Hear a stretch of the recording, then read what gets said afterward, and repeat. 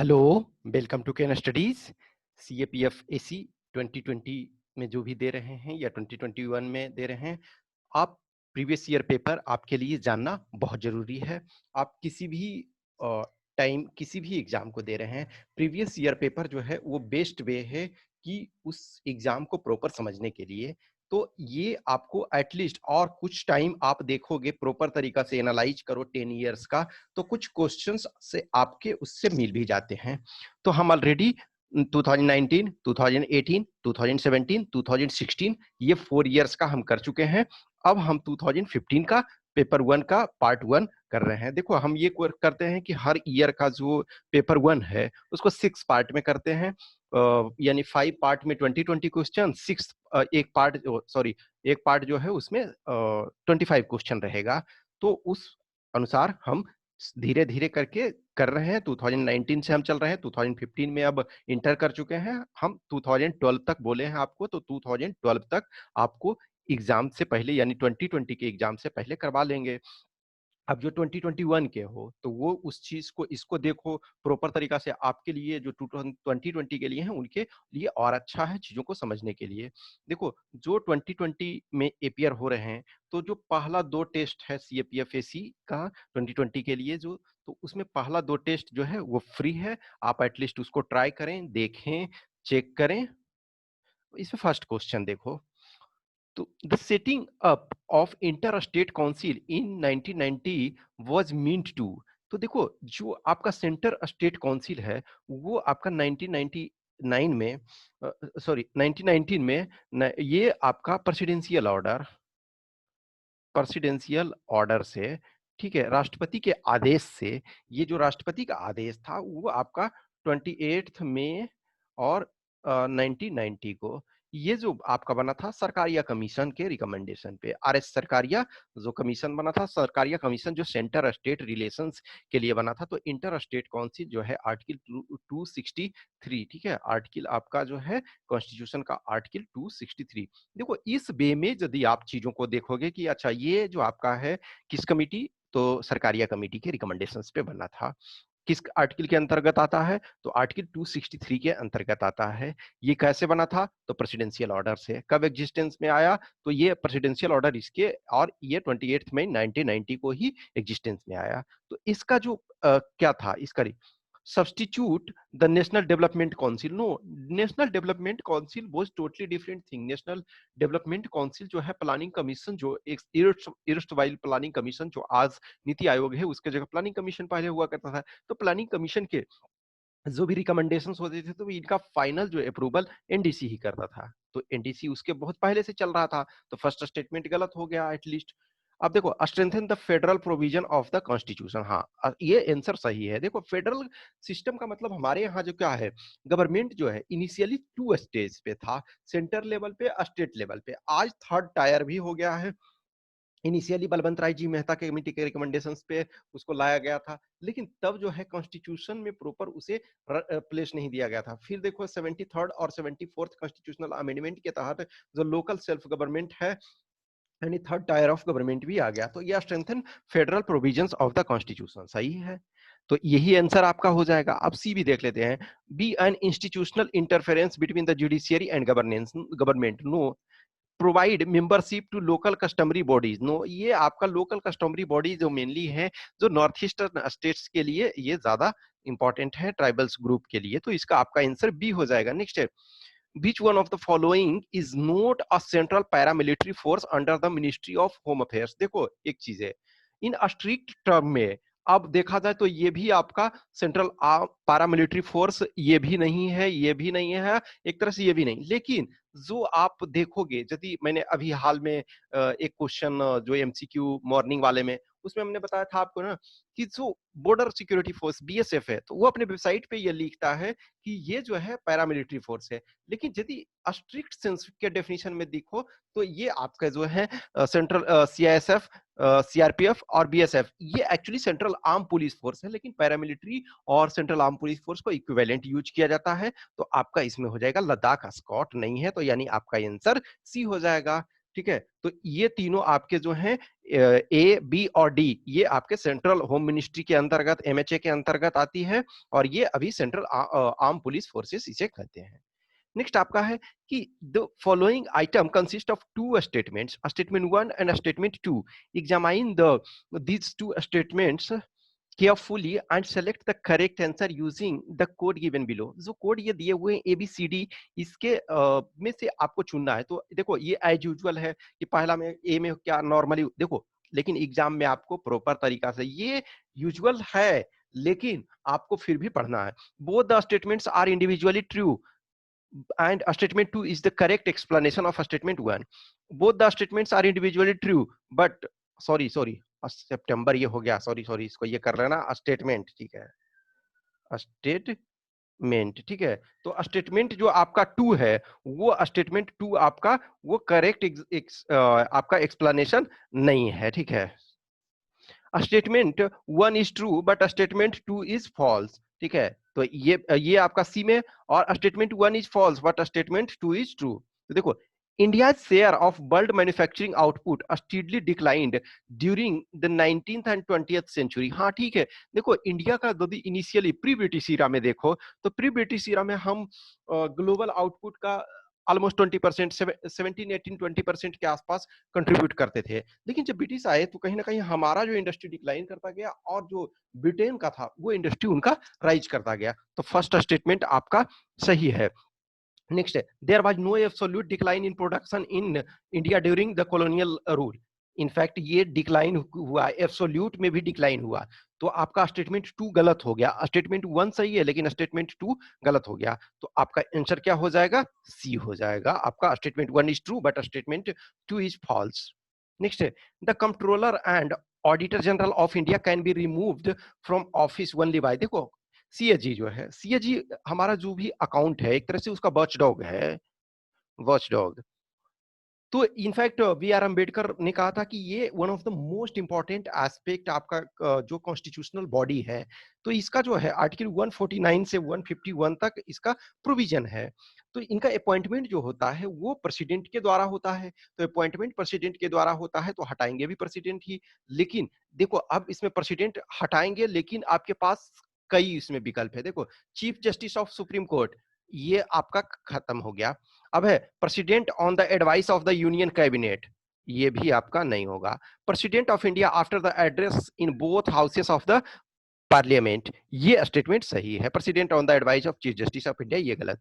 देखो, इसको प्रोसेस जो होता है इम्पीचमेंट जैसा होता है, लेकिन टेक्निकल टर्म में यदि हम बोले तो सिर्फ और सिर्फ प्रेसिडेंट के लिए इम्पीचमेंट प्रोसेस होता है, बाकी के लिए रिमूवल होता है, ठीक है। तो इसमें जो है प्रेसिडेंट ऑफ इंडिया उनको रिमूव करेंगे after and address in both houses of parliament. Address का मतलब है कि बोथ हाउसेस ऑफ पार्लियामेंट के द्वारा रिजोल्यूशन जो है उनका जो लाया गया है, उनको रिमूवल का रेजोल्यूशन वो पास होना चाहिए। तो इसका सी हो जाएगा। नेक्स्ट है, which one of the following is under the control of ministry of defence. तो देखो आईटीबीपी आप जान रहे हो कि एमएचए के अंतर्गत आता है, तो ये नहीं होगा। देखो, नेशनल सिक्योरिटी गार्ड एनएसजी भी एमएचए के अंतर्गत आता है, तो ये नहीं होगा। एसएसबी तो सशस्त्र सीमा बल, ये आपका एमएचए के अंतर्गत आता है, तो ये आपका नहीं होगा। तो ये क्या हो जाएगा? राष्ट्रीय राइफल ही हो जाएगा। Next, which of the following statements with regard to construction of railway in colonial India by the British companies is are not true? ये देखो, ये क्वेश्चन हमने जो आपका क्विज था, पता नहीं या तो डेमो या तो 15 अगस्त का दो क्विज हमने, एक डेमो कराया था एक एक्चुअल क्विज, तो उस दोनों में से किसी में हमने एक ये क्वेश्चन ये दिया था। द कंपनीज वेयर, इसमें कह रहा है नोट ट्रू, ये सब भी आपको ध्यान देना है कि कहाँ नोट है और कहाँ नोट नहीं लगा हुआ है। तो देखो, the companies were guaranteed a return of 5% on their investment by government of India. तो देखो ये स्टेटमेंट ट्रू है, तो ये स्टेटमेंट ट्रू है तो हमारे आंसर में शामिल नहीं होगा। तो देखो, जो इसमें हमारा ये 1 आ गया जिसमें, तो यानी कि वो आंसर हमको हटा देना है, क्योंकि ये आपका नहीं हो सकता है। The railway were to be managed mainly by the government, ये स्टेटमेंट गलत है, तो ये हमारा आंसर होगा। क्यों? क्योंकि क्या है कि रेलवे जो मेनली प्राइवेट के द्वारा मैनेज किए गए थे। तो ये स्टेटमेंट जब 2 ये तो अब हमारे पास ये दोनों में विकल्प होता, तो ये भी हमारा एलिमिनेट हो गया। अब है there was no system of preferential freight charges, तो इसमें प्रेफरेंशियल चार्जेस था, तो ये स्टेटमेंट भी गलत है, तो अभी भी हम आंसर पर नहीं। अब 4 पे हमारा देखो है, the companies were to get the land free from the government, तो ये स्टेटमेंट सही है। तो ये फ्री प्राप्त हुए, तो यानी कि 4 स्टेटमेंट जो स्टेटमेंट नंबर 4 जो है वो सही है, तो इसका मतलब आंसर में शामिल नहीं होगा, हमें गलत स्टेटमेंट कर रहा है, तो आंसर आपका बी हो जाएगा। तो इस ढंग से चीजों को आपको समझना है। नेक्स्ट है, according to Grenville Austin, which of the following was or were the most significant contributions of India to constitution making? तो कह रहा है कि ग्रेनविल ऑस्टिन जो कॉन्स्टिट्यूशनल एक्सपर्ट हैं, उनके अनुसार जो है कि जो भी कॉन्स्टिट्यूशन मेकिंग में तो most significant contributions of India, तो देखो majority rule and minority rights ये नहीं है, कंसेंसस एंड एकोमोडेशन कहीं ना कहीं, हाँ ये चीजें इंपॉर्टेंट है इनिशियल फेज में देखा जाए। अब देखो social revolution and political freedom, ऐसा नहीं है, पॉलिटिकल फ्रीडम तो है लेकिन सोशल रिवॉल्यूशन नहीं है। एसिमेट्रिकल फेडरल स्ट्रक्चर, तो ये कह रहा है कि इसका मतलब है ना कि जो चीजें है कि most significant contribution of India to, तो ये बहुत सारा देखो इनफैक्ट एसिमेट्रिकल फेडरल स्ट्रक्चर एक तरह से हमारे पास है, लेकिन ये प्रॉपर कंट्रीब्यूशन जो है हमारा नहीं है। इनफैक्ट जैसे ये जो हमने एक तरह से कनाडा से लिया है, तो बहुत सारी चीजें ऐसा नहीं है कि इसमें है, जैसे majority rule and minority right, हाँ तो हम मेजोरिटी का रूल है, हम माइनॉरिटी को राइट्स दे रहे हैं, लेकिन ये हमारा कंट्रीब्यूशन नहीं है। इस बात को आपको ध्यान में देना होगा। अब यदि देखा जाए तो एसिमेट्रिकल फेडरल स्ट्रक्चर है, लेकिन हमारा कंट्रीब्यूशन क्या है, तो इसका आंसर आपका बी हो जाएगा। Next, Jammu and Kashmir light infantry, देखो जो 2015 था, तो इसमें आपका जो है अच्छा खासा डिफेंस और इंटरनल सिक्योरिटी से पूछा गया। दिस इज द रीजन ना कि किस ईयर में किस सब्जेक्ट से किससे ज्यादा पूछा जाएगा, you can note which your. देखो हम बहुत सारे सेक्टर का कर चुके हैं, डिस्क्रिप्शन कर चुके हैं कि आपको क्या क्या चीजें किस ढंग से करना है, तो वो आपका जो है ये देखें एनालिसिस वगैरह, इस वजह से सारी चीजों को आपको ध्यान देना होगा। तो जम्मू एंड कश्मीर जो लाइट इन्फेंट्री है, तो देखो ये सेंट्रल पैरामिलिट्री फोर्स, तो ये आपका नहीं ही है। अब force maintained by state of Jammu and Kashmir नहीं है, ये रेजिमेंट ऑफ इंडियन आर्मी है। ठीक है, तो इंडियन आर्मी का एक रेजिमेंट है, तो आंसर आपका सी हो जाएगा। नेक्स्ट है, विच of the following represents the main phases of quit India movement. क्योंकि क्विट इंडिया मूवमेंट जो है 1942 में हुआ, मुंबई से स्टार्ट हुआ, मुंबई के ग्वालियर टैंक से, और उस समय सारे पॉलिटिकल लीडर्स वगैरह ये अरेस्ट कर लिए गए। ठीक है, तो जो क्रिप्स मिशन जब फेल हुआ, तो गांधी जी ने कुछ डिमांड्स रखे थे, इंडियन नेशनल कांग्रेस ने, वो जब क्रिप्स मिशन फेल हो गया, तो गांधी जी ने डू और डाई का इसमें नारा दिया कि अब करो और मरो, जो भी है देश को आजाद करा लो। तो ये है कह रहा है कि main phases of quit India movement, तो आपका जो क्या है कि strikes, boycott and picketing in urban centres, हाँ तो ये आपका था। Wide spread attack in rural areas on the many symbols and means of colonial rule and authority, for example railway, telegraph line and government building, सही है। Formation of home rule league, home rule league जो इस समय नहीं हुआ था, home rule league इसके बहुत पहले ही हो चुका था। इनफैक्ट देखोगे कि जो आपका बंगाल पार्टीशन है उसके बाद ही होम रूल का ये चीजें चलता आ रहा था, और इनफैक्ट जो है 1916 में होम रूल लीग स्टेब्लिश हुआ था। तो ये आपका देखो 3 गलत हो गया, तो 3 गलत हो गया, तो मेनली आपको इससे ही आप ये कर सकते हो। अब देखो 1 2 2 सही है, तो इसको भी आप एलिमिनेट कर सकते हो। तो अब इसका दारोमदार जो है हमारा 1 2, अब 4 पे मेनली तो कर्नाटका मेथड, हाँ कर्नाटका मेथड भी था। कर्नाटका मेथड था कि जो उस समय ड्यूरेशन में वर्ल्ड वार 2 चल रहा था, तो इंडियंस का ये था कि कर्नाटका मेथड के थ्रू इन्होंने कहा कि फेज्ड मैनर में, ऐसा नहीं है कि आप रैंडम सब चीज छोड़ दो, क्योंकि देखो कोई भी देश इतना बड़ा था, तो उस सारी चीजों को मैनेज करने के लिए चीजें चाहिए, तो फेज्ड मैनर में आप धीरे धीरे करके वर्ल्ड वार जो भी फिनिश होता है तब तक सारी चीजें हमारे अंदर ये डाल दो, हमें सुविधाएं हमारे दे दो। तो आपका 4 सही है, तो ये भी गलत हो गया, तो आपका आंसर सी हो जाएगा। नेक्स्ट आपका है, the special provision in Article 371G of the Constitution of India relates to तो ये है मिजोरम के लिए। देखो नागालैंड के लिए आपका 371 है, ठीक है। जम्मू एंड कश्मीर के लिए 370 था, तो ये आपका ऐसे ही हट गया नागालैंड। अब झारखंड, झारखंड के लिए इसमें स्पेशल प्रोविजन नहीं है इस ये में, तो आपका जो होगा इसमें सी हो गया। नेक्स्ट है, who among the following resigned from his post in the year 2014। तो देखो अब ये पुराना बहुत हो चुका है, इसका हमारे लिए कोई इंपॉर्टेंट नहीं है, फिर भी chief of the naval staff, chief of the naval staff जो है एडमिरल डी के जोशी थे, जो थे एडमिरल डी के जोशी। जो आईएनएस सिंधु रक्षक जो था, ठीक है, sorry INS Sindhu Ratna, INS Sindhu Ratna जो था वो एक्सीडेंट हो गया था मुंबई के कोस्ट के पास में उस समय, और भी कुछ कुछ एक्सीडेंट हो गए थे। तो उनकी रिस्पॉन्सिबिलिटी लेते हुए एडमिरल डी के जोशी ने तब रेजिग्नेशन दे दिया था, और इस आधार पे देने वाले वो फर्स्ट नेवल चीफ थे कि रेजिग्नेशन देने वाले। तो ये सिंधु रत्ना का हो गया था, लेकिन इमीडिएट सिंधु रत्ना हुआ था, लेकिन उसके पहले भी कुछ और एक्सीडेंट हो चुके थे। तो बी। नेक्स्ट है, विच ऑफ द फॉलोइंग वाज और वेयर नोट पार्ट और पार्ट्स ऑफ द आरआईएन म्यूटिनी, यानी कि रॉयल इंडियन नेवी म्यूटिनी। तो इसमें था कि इंडियन नेशनल आर्मी, तो इंडियन नेशनल आर्मी इसमें इन्वॉल्व नहीं था, ठीक है। तो ये नहीं है था, इसका मतलब है कि आंसर हमारा ये होगा, ठीक है ना। तो जो आपका ये नहीं था उसको हमको ये कंसीडर करना है, ठीक है ना। तो देखो फर्स्ट आंसर में होगा, तो फर्स्ट आंसर में होगा तो इसका मतलब जिसमें फर्स्ट नहीं है उसको आप एलिमिनेट कर दो, तो हम दो ऑप्शन पे पहुंच गए। HMIS तलवार, तो देखो हिज मैजेस्टीज इंडियन सीप, ठीक है। तो ये था, ये पार्टिसिपेट आपका कर रहा था, ठीक है। तो ये आपका आंसर में शामिल नहीं होगा। Hunger strike by Indian naval rating, ये भी आपका होगा। तो देखो दो ये आपका जो है आंसर में शामिल नहीं होगा, ये स्टेटमेंट सही है, यानी इन लोगों ने पार्टिसिपेट किए। लॉर्ड इरविन, इरविन भी, गांधी इरविन, ये 1930 के डेकेड में ही था, तो इन्होंने भी पार्टिसिपेट नहीं किया था, तो 1 और 4 हो जाएगा।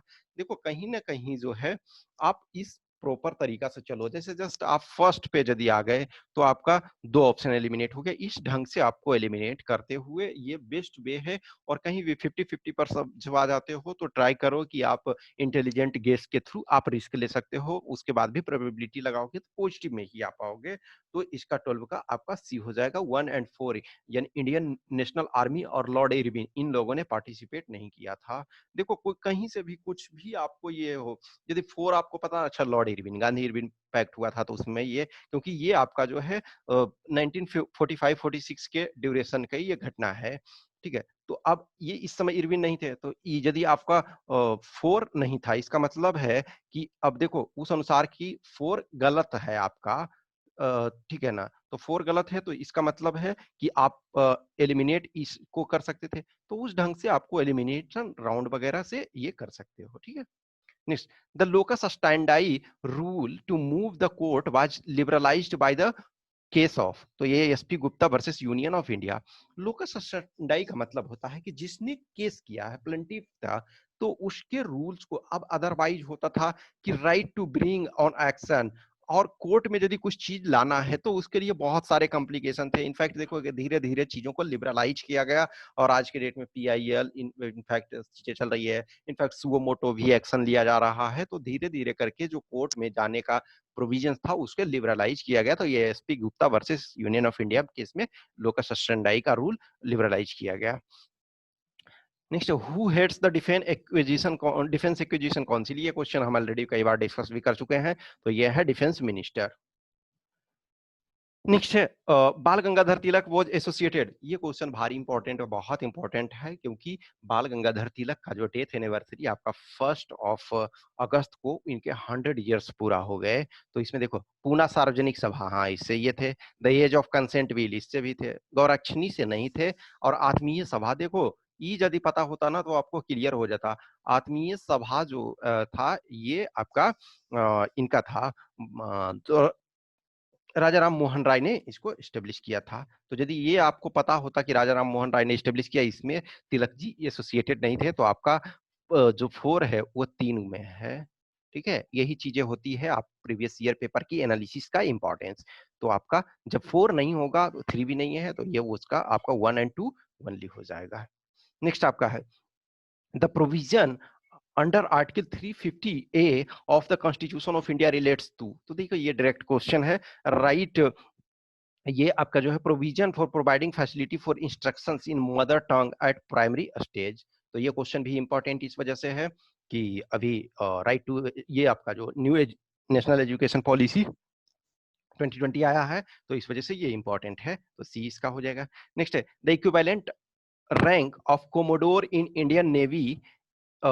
ठीक है, the equivalent rank of commodore of Indian navy in the Indian army is. तो जो भारतीय सेना में जो रैंक है कोमोडोर के इक्विवेलेंट, तो कोमोडोर जो आपका इंडियन नेवी में, तो ये ब्रिगेडियर के इक्विवेलेंट है। ठीक है, ये वाला जो है ये रैंक आपको याद रखना चाहिए। ये जो है इसको आप रट्टा लगा लो, लिख लो, इस चीज को प्रॉपर करो, तो ये इनफैक्ट आपका सीएपीएफ में भी हो जाएगा। ठीक है, देखो जैसे ये आपका है, ये ऑनररी पोस्ट दिया जाता है, फील्ड मार्शल, आपका एडमिरल ऑफ द फ्लीट और मार्शल ऑफ द एयरफोर्स। जैसे इसमें एक अर्जन सिंह को दिया गया है, ठीक है, इसमें दो लोग को दिया गया है, के एम करियप्पा और आपके सैम मानेकशॉ। तो ये दो लोग को ये ऑनररी 5 स्टार होते हैं, तो ये वाला 5 स्टार होते हैं, तो ये ऑनररी दिया जाता है। नेवी में किन्हीं को नहीं दिया गया है, एयरफोर्स में एयर मार्शल अर्जन सिंह को तो मार्शल ऑफ द एयरफोर्स दिया गया है। तो ये 4 स्टार होते हैं। इसके इक्विवेलेंट आपके सीएपीएफ या स्टेट पुलिस में कोई नहीं होते हैं। आपके ये जो होते हैं लेफ्टिनेंट जनरल, यहाँ वाइस एडमिरल, एयर मार्शल, तो इसके इक्विवेलेंट जो आपके जो सेंट्रल आर्म पुलिस फोर्सेस हैं उसके डीजी होते हैं, एडीजी होते हैं, एसडीजी, एडीजी, एसडीजी और डीजी इनफैक्ट रैंक के अनुसार एक ही होते हैं, लेकिन जो डीजी होते हैं वो फोर्स के चीफ होते हैं। तो इस रैंक को आपको प्रॉपर तरीका से, तो देखो ये कोमोडोर था, तो कोमोडोर ये ब्रिगेडियर के इक्विवेलेंट है, और जो एयर फोर्स में है वो एयर कोमोडोर के इक्विवेलेंट है। तो इस चीज को आप प्रॉपर तरीका से कर लो। इनफैक्ट हमने जो इस पर स्पेशल वीडियो आपका रैंक कंपैरिजन पे बनाया हुआ था, लेकिन जो ये मेन है, तो इस चीज को आप रट्टा लगा लो, इससे बहुत बार क्वेश्चन पूछे जाते हैं। ठीक है, नेक्स्ट आपका है the proposal of the cabinet mission did not include. तो कैबिनेट मिशन में आपका जो 1946 में आया था, तो इसमें आपका क्या क्या नहीं था। तो देखो a three-tier structure for the Union of India with both the provinces and the princely states। ठीक है, तो ये इसमें था। ठीक है, तो ये फर्स्ट स्टेटमेंट आपका ये इसमें आंसर में आपका शामिल नहीं होगा। ठीक है, तो ये एक तरह से फर्स्ट जिसमें है वो आंसर आपका गलत हो गया। अब to formation of a constituent assembly, तो ये भी था, तो यानी ये भी आंसर में नहीं होगा, तो ये आंसर भी आपका गलत हो गया। अब है creation of A sovereign Pakistan with 6 Muslim majority provinces, तो ये आपका ये सम्मिलित नहीं था, तो आंसर आपका ये ही हो जाएगा। ठीक है, तो इस ढंग से ही चलो, तो आपको यदि प्रॉपर इस सब में सारे में टाइम दो, सारी चीजों को समझो, प्रॉपर तरीका से एक एक एनालाइज करो। ठीक है, next which of the following are provided in India by the right to education act. तो राइट टू एजुकेशन एक्ट आपका जो है उसके तहत जो है कि क्या क्या प्रोविजंस किए गए। तो राइट ये आपका इसमें है कि right of children to free and compulsory education till completion of elementary education in a neighbourhood school. हाँ सही है, ये स्टेटमेंट सही है। इनफैक्ट देखो जो 1 क्लास से आपका 5th क्लास है, तो वहां तक जो है 1 किलोमीटर रेडियस के अंदर बच्चों को स्कूल मिलना चाहिए। और जो आपका 6 क्लास से 8th क्लास ये है, तो ये आपका जो है 3 किलोमीटर के रेडियस में मिलना चाहिए।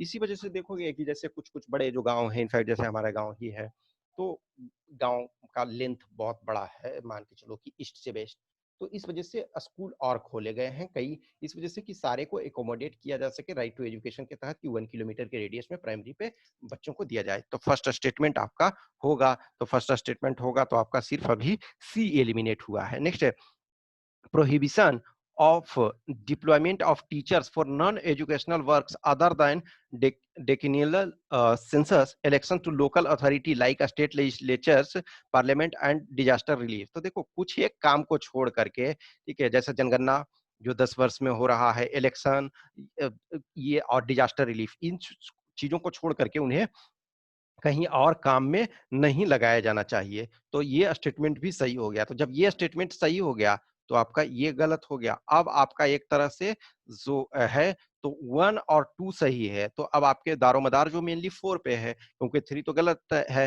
Right of minorities to establish and administer educational institutes, तो ये आपका आर्टिकल 29 में है, तो ये आपका नहीं होगा, ऐसे भी ये है।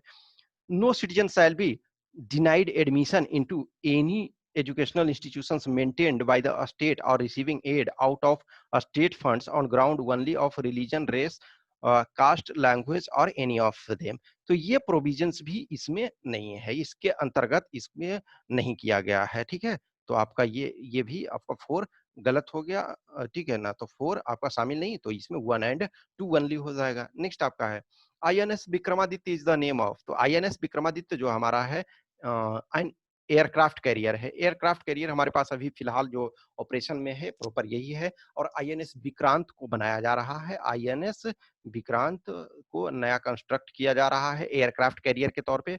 और जो आईएनएस विक्रमादित्य है, आईएनएस विक्रमादित्य को हमने रसिया से लिया है, तो उसका नाम तब था एडमिरल गोर्चकोव। तो एडमिरल गोर्चकोव को इंडिया लाया गया और उसका आईएनएस विक्रमादित्य नेम कर दिया गया। तो ये 20 क्वेश्चन आपका आज का हो गया। फिर अपना वैसे ही 20-20 करके हम एक पार्ट में हम 25 क्वेश्चन, क्योंकि 125 होता है, तो आप प्रीवियस जो भी हमने पहले और किया हुआ है 2019, 2018, 2017, 2016 सारे को कीजिए। ऐसा नहीं है इसी से आप यहाँ से कीजिए, यहाँ मैंने सारी चीजों को समझाया हुआ है, जिसका करंट रिलेवेंस है वो करंट के अनुसार, ठीक है। और बाकी जो है आपका वो आप करते रहे। 2012 तक हमने ऑलरेडी आपको बता दिया। ये 20 क्वेश्चन जो है उसके आंसर की यहाँ दिए हुए हैं। देखो इसमें करंट में सिर्फ एक ही क्वेश्चन था जो आपके एडमिरल डी के जोशी वाला, ठीक है। अदरवाइज जो सारे क्वेश्चन थे वो कंसेप्चुअल थे, उसका इंपॉर्टेंस अभी भी देखो। लॉट ऑफ टाइम जो होता है करंट अफेयर्स का जो स्पेसिफिक क्वेश्चन होते हैं उसे आपको छोड़ना होता है, लेकिन कुछ करंट वाले भी क्वेश्चन होते हैं उसके रिलेवेंस होते हैं, लेकिन डिफरेंट टाइप से आपको उसे मॉडिफाई अपडेट आपको करना होता है। तो ये जो 20 क्वेश्चन है इसके आंसर यहाँ दिए हुए हैं, आप उसको देखें, समझे, चीजों को ये करें। कुछ भी क्वेश्चंस क्यूरी है तो आप कमेंट बॉक्स में डालें, या हमें व्हाट्सएप नंबर पे संपर्क कर सकते हैं, या टेलीग्राम नंबर पे इस पे संपर्क कर सकते हैं। और जिन्हें भी टेस्ट वगैरह देना है वो आप टेस्ट देते रहिए। Okay, thank you.